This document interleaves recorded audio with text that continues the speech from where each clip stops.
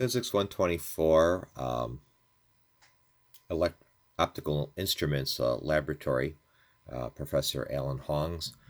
Assuming you've been able to successfully download the demo software, the student version, and also you were able to download my file, start up your software, and when you do, you'll see a screen that looks like this. This right here is a dialog box. It's just for a tutorial. You can close that.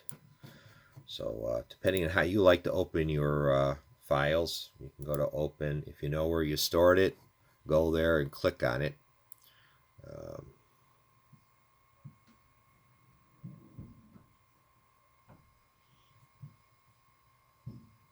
Mine's stored in something called Photonic Engineering. It's the name of the file is confocal microscope.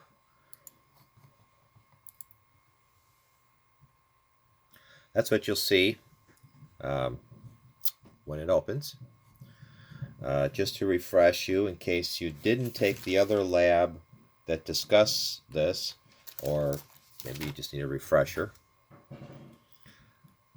That icon right there with the ball, if you click on that, and if you click in the area, you can roll things around. So this is what I did. I created this world, this interesting world. Okay, what is this? This little dot right here is a light source. That object right there is a lens. This object right here is a plate with a hole in the center. And then this is a plate that detects light. And that's what we have. Okay. Let's get a zoom up right here. So here's my light source right here.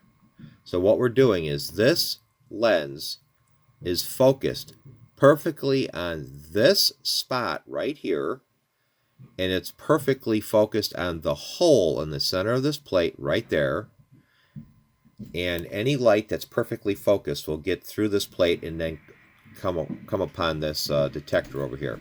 If it's out of focus, it will not get through this plate, or very little of it will get through the plate.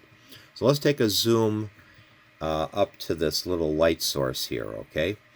First I'll go up to 3D view just to kind of refresh you. I say view all. If you hit view all, that'll kind of save everything in case you enlarged it too big. So if I hit the magnifying glass, and let's say if I go like this, okay, that's that little spot of light, but I can lose it real easy. If I just go like this with the ball again and start moving stuff around, it might disappear, and I may lose my way here. I think for a second there I saw the origin. That little spot right there is the origin. So we don't know where our dot went. So we'll go up to 3D view, view all. Okay, everything got into perspective. Another good thing to do is go 3D view, view towards, do the x-axis. This is a very conventional view. Now everything, this is how we build things on this software. We go for bang, bang, bang, bang. We stack them like that. Okay, I'm going to zoom in on my light source to show you something. So I'll click the magnifying glass, and I'll just start drawing squares around it. So you still see the little dot. Drawing the dot, drawing the dot. All of a sudden it becomes a ball.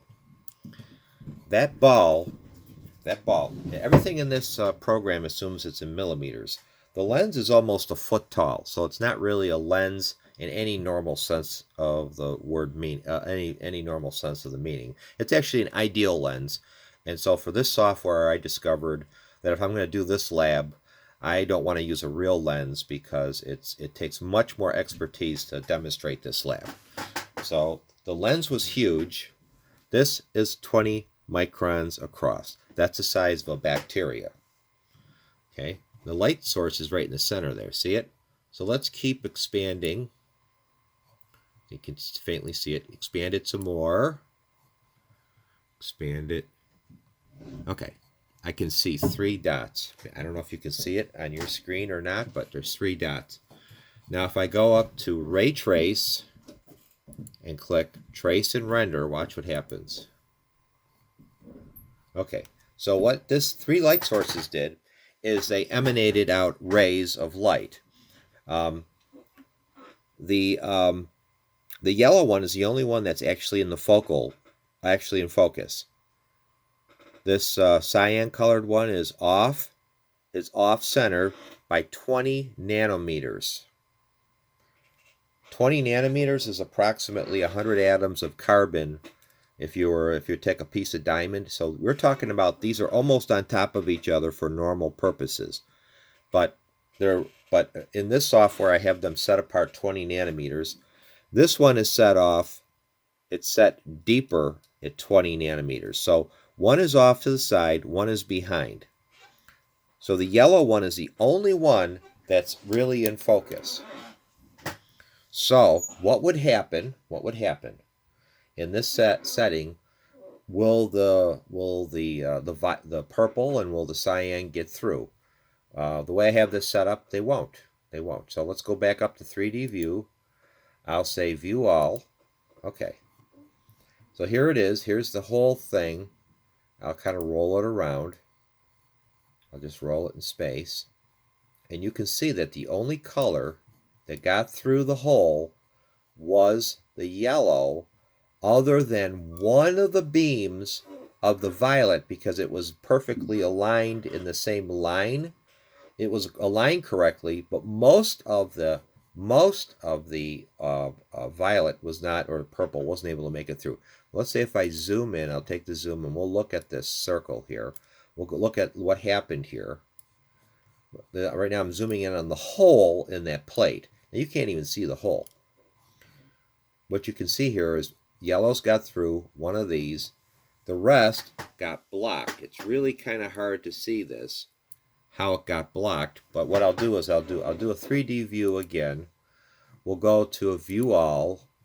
Okay, now I'll go to a view towards. This is the most conventional view from here. Now I'll zoom in again. Now, and you'll see, you probably can see it clearly now what happened. I'll just keep zooming in, drawing squares around here. When you do it in the software that I have, it's really obvious. There's not enough beams here. Unfortunately, what you can't see here, you can see in the software I have. Well, you can see it now. It's starting to show up. Here we go. This is the student edition.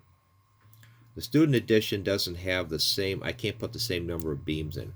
What happened was, okay, you can see it. As you can see, the violet converged too early and then started to spread out again.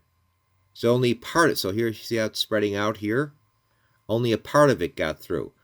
The cyan, or blue, whatever you want to call it, is off to the center. Can't get through this little narrow hole. You can't even see that hole. The software won't show you the hole. I made a super small hole. So it's off to the side. This one, it converged too early. Now it's diverging. So that's why the yellow was the only color that got through.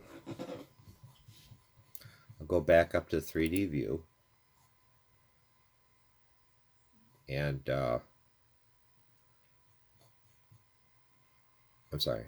Yeah, I'll go back up to 3D view. I'm trying to think and do something at the same time. Okay. View all. Okay.